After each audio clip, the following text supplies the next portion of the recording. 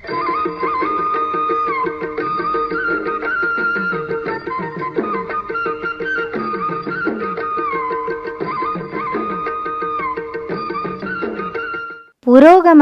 పునాది రాళ్ళు. ఈ కథను రచించిన వారు శ్రీమతి డి కామేశ్వరి గారు. Sorry Sunita, I'm very sorry, I'm helpless. Committee మెంబర్లంతా తేల్చాక నేను ప్రతిసారి కలగజేసుకోవటం బాగుండదు కదా, ప్రిన్సిపల్ జయలక్ష్మి తేల్చి చెప్పేసింది. సునీత నిట్టూర్చి కుర్చీలోంచి లేచి నిలబడింది. నిజమే, ఎవరు ఎన్నాళ్ళు సహాయం చేస్తారు?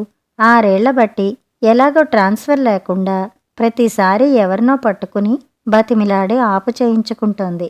సునీత ప్రతి వాళ్ళకి ఏదో ఇబ్బందులుంటాయి ఉద్యోగం అన్నాక.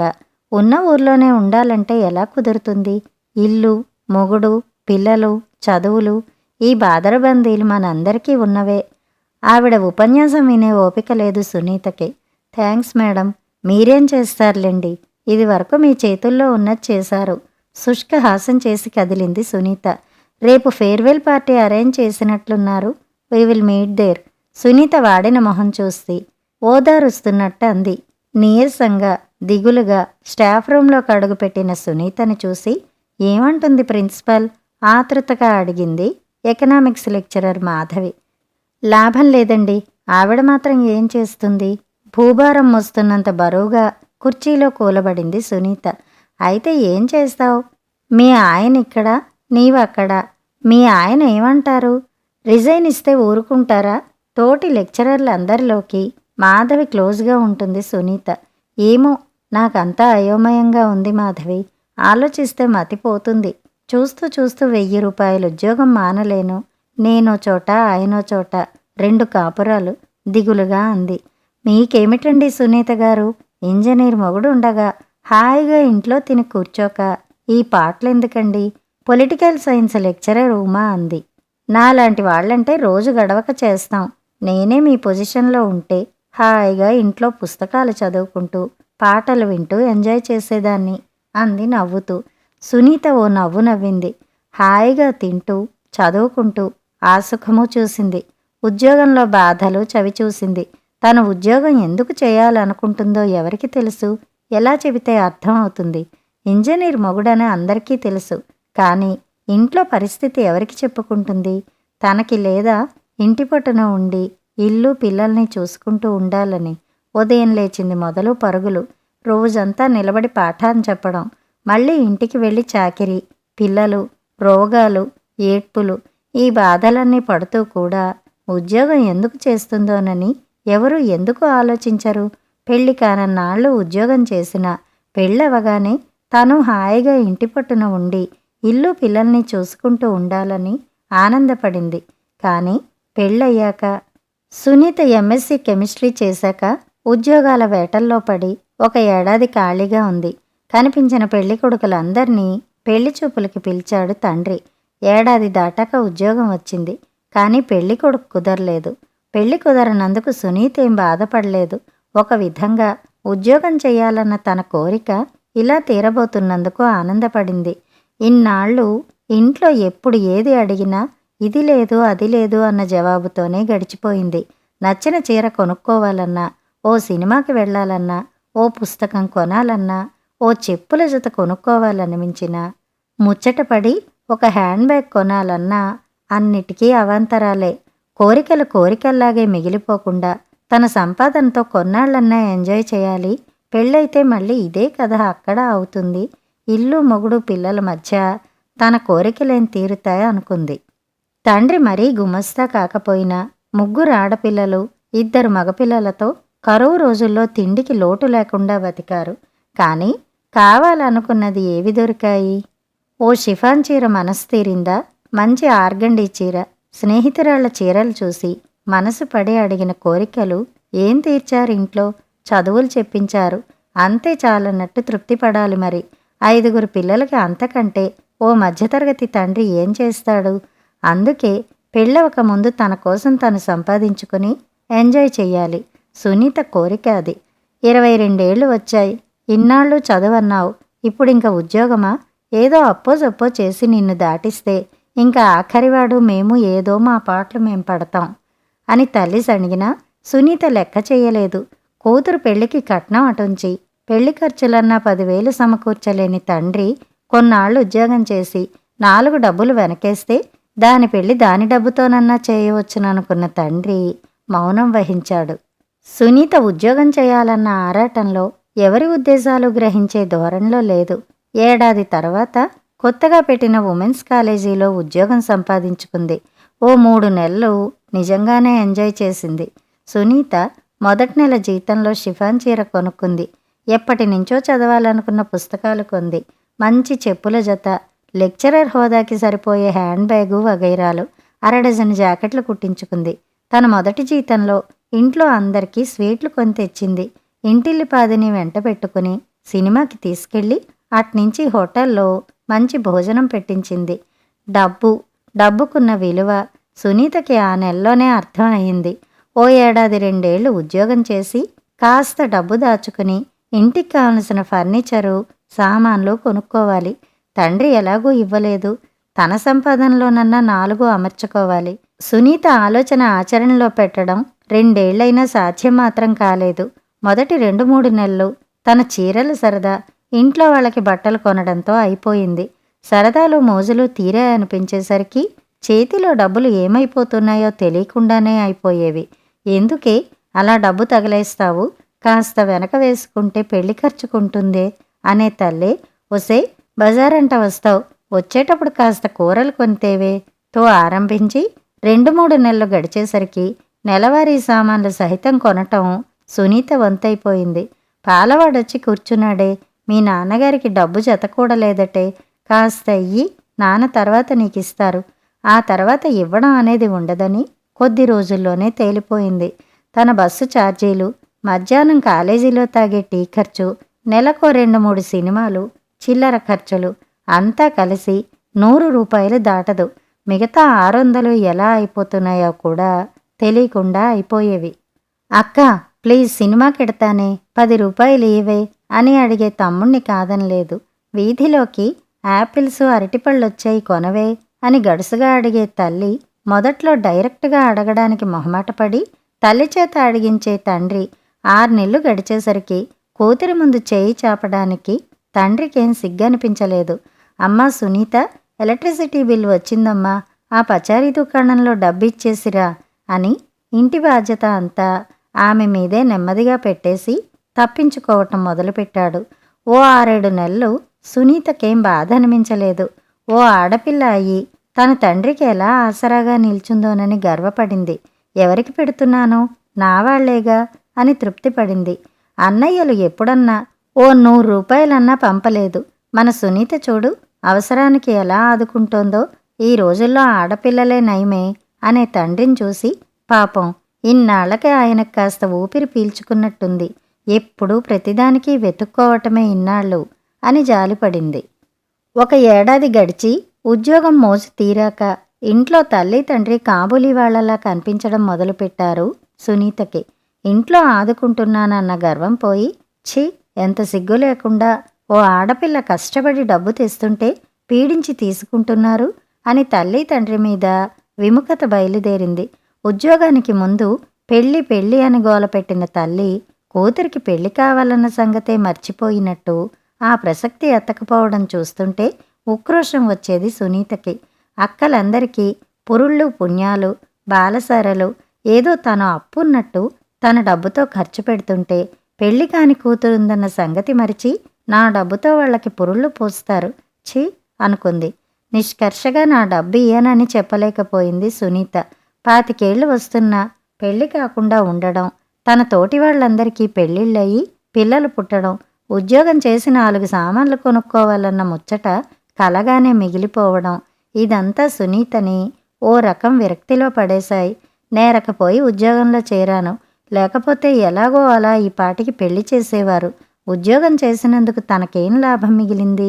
వీళ్ళందరికీ దోచి పెడుతున్నాను. ఒక్కో నెల గడుస్తుంటే సునీతకి ఇల్లంటే నరకం, తల్లి తండ్రి అంటే బద్ధ శత్రువుల్లా కనబడ్డం మొదలుపెట్టారు.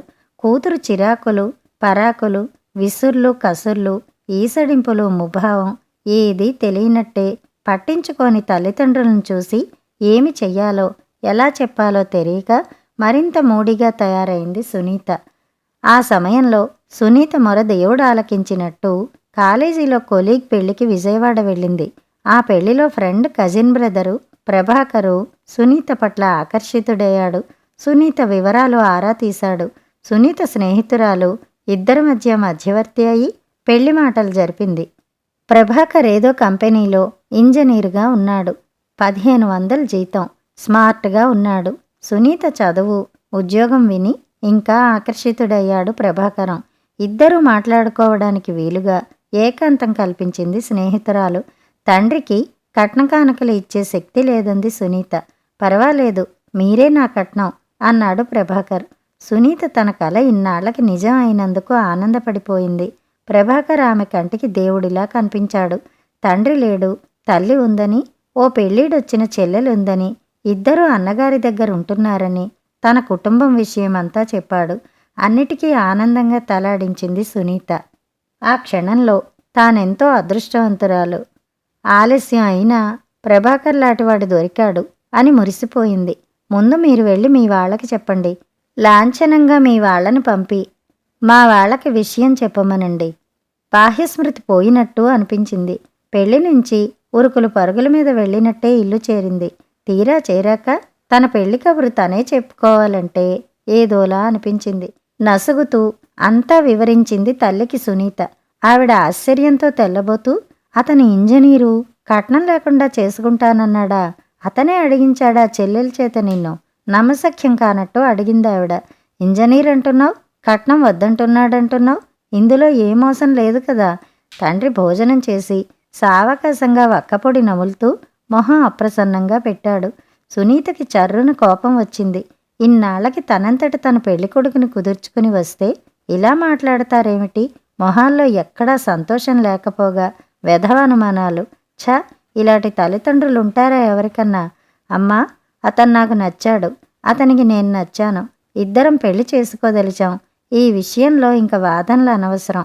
మీరు పెద్దవాళ్లుగా నిలబడి పెళ్లి జరిపిస్తే సరే, లేదంటే మేమే రిజిస్టర్ మ్యారేజ్ చేసుకుంటాం నిష్కర్షగా చెప్పింది సునీత.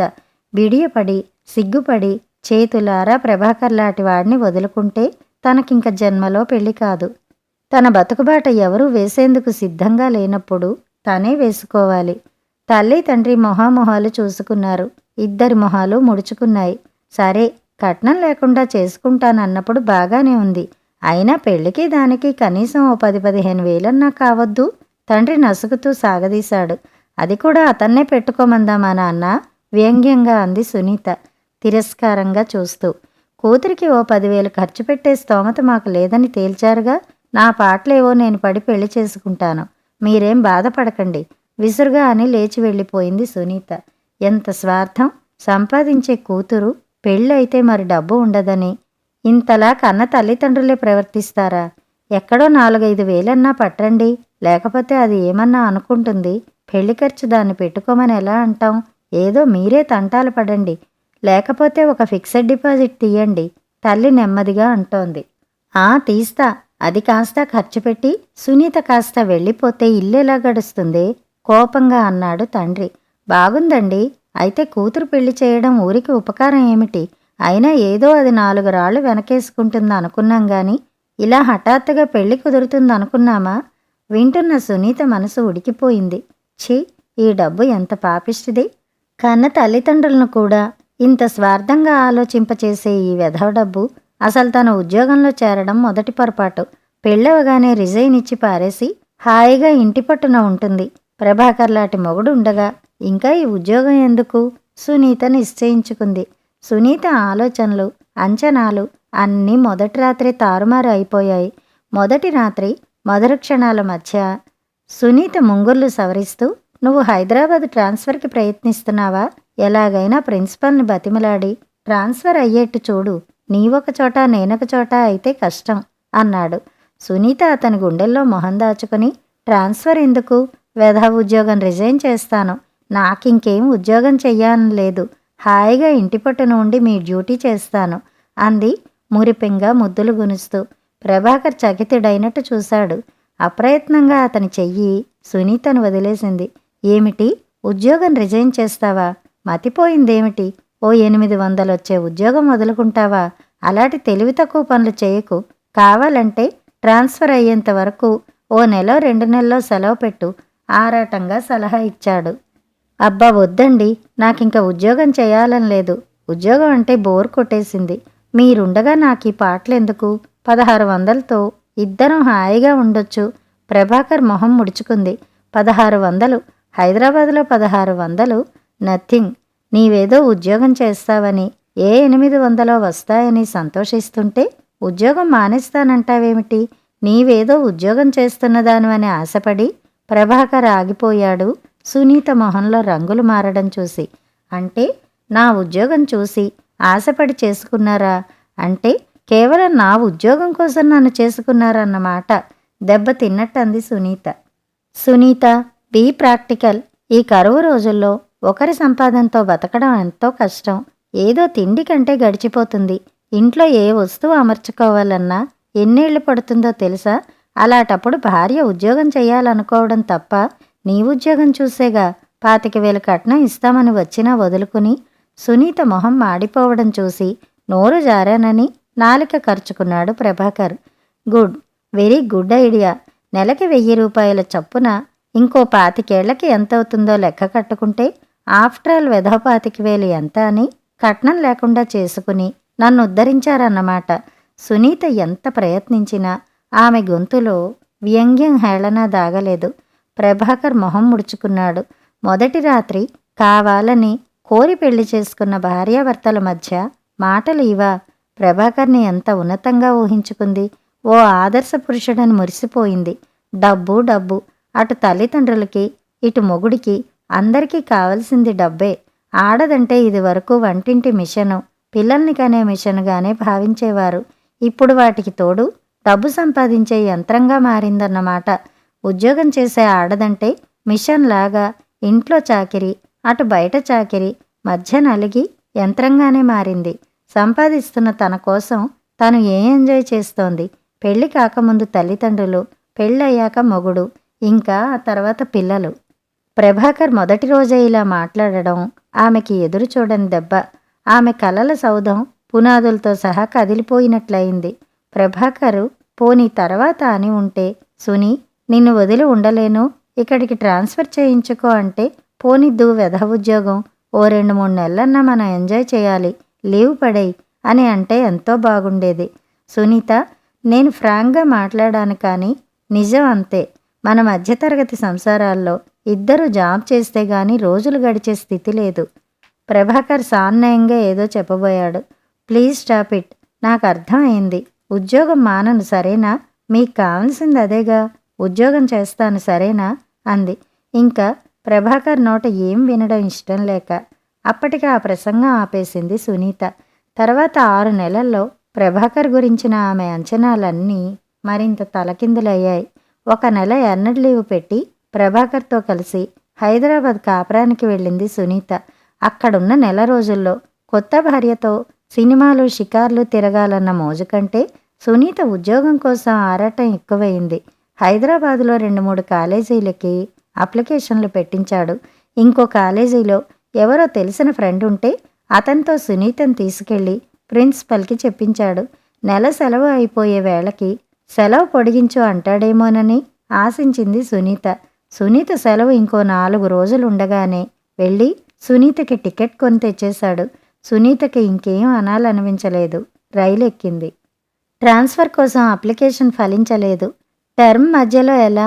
సమ్మర్ వెకేషన్లో చూద్దాం అంది ప్రిన్సిపల్. అంటే 6 నెలలు.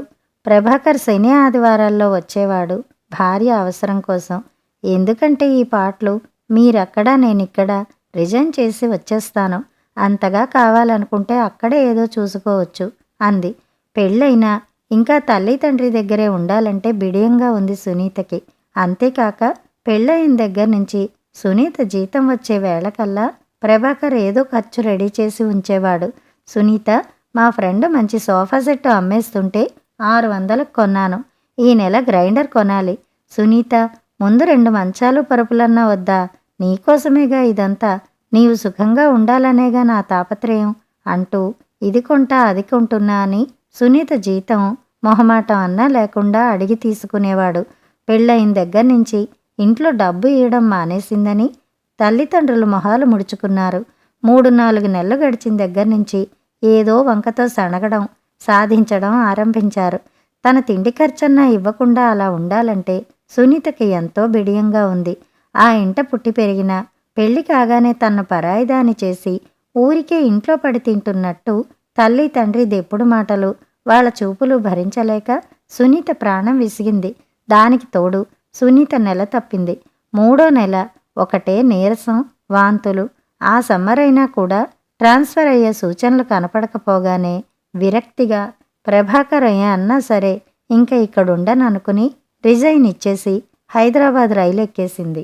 ఉద్యోగం మానేసి వచ్చిన సునీతను చూసిన ప్రభాకర్ మొహంలో మార్పు చూస్తుంటే తిరస్కారం, విరక్తితో సునీత మనసు విరిగింది. నీకెంత ధైర్యం? ఉద్యోగాలు దొరక్క జనం ఏడుస్తుంటే 800 ఉద్యోగం వదిలి వచ్చేస్తావా? నాతోటి చెప్పనన్నా చెప్పకుండా మానేస్తావా? ప్రభాకర్ ఎగిరిపడ్డాడు. అసలే నీరసంగా ఉన్న సునీతకి చిర్రెత్తుకు వచ్చింది. ఏమిటి మీ ఉద్దేశం? మీకు పెళ్ళం కంటే నా ఉద్యోగమే ముఖ్యంలా ఉంది. నేను ఉద్యోగం చేయకపోతే నాకు తిండి పెట్టరా? పెళ్ళానికి తిండి పెట్టడం కూడా కష్టంగా ఉంటే ఈ పెళ్ళెందుకు చేసుకున్నారు? నేనేం మేడలు కార్లు కావాలని మిమ్మల్ని వేధించానా?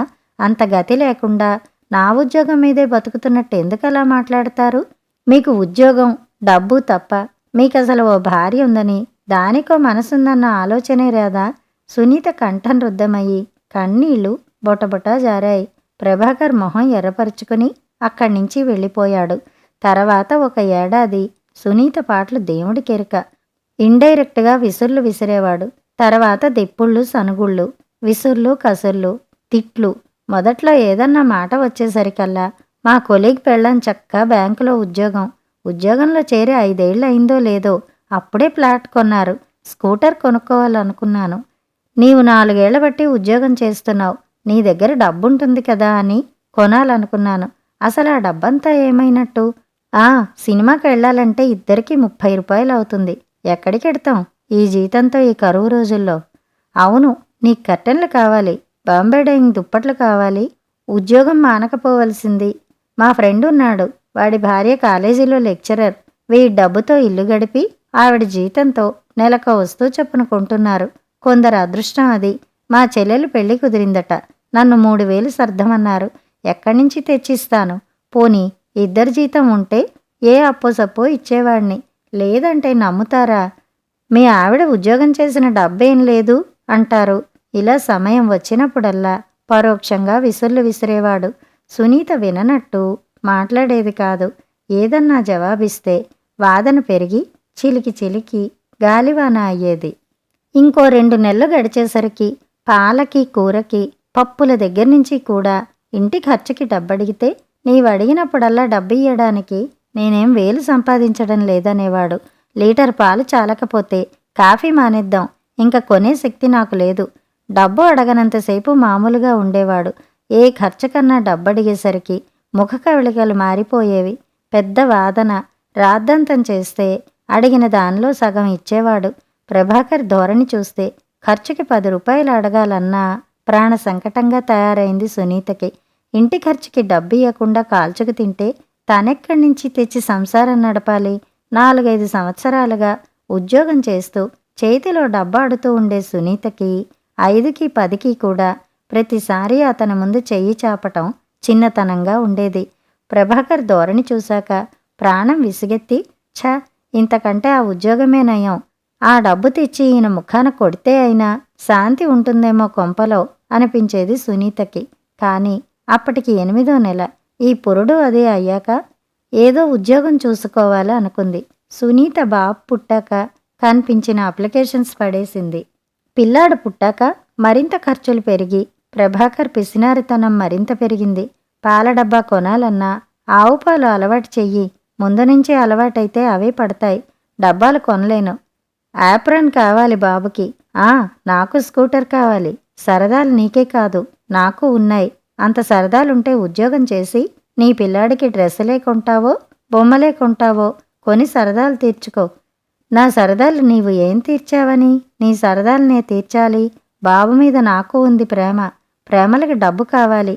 పిల్లాడికి పాల డబ్బా కొనడం, ఊరికి తనకి ఉపకారంలా మాట్లాడే ప్రభాకర్ని సునీత క్షమించలేకపోయింది. ఆ రోజు ఇద్దరి మధ్య పెద్ద దెబ్బలాట అయింది. ఆ కోపంలో ప్రభాకర్ రెచ్చిపోయి, ఆట్టే మాట్లాడకు, 25,000 కట్నం వదులుకుని నిన్ను పెళ్ళాడానంటే నీ అందం చూసనుకుంటున్నావా? నీవేం రంభవా, ఊర్వశివా? ఛ!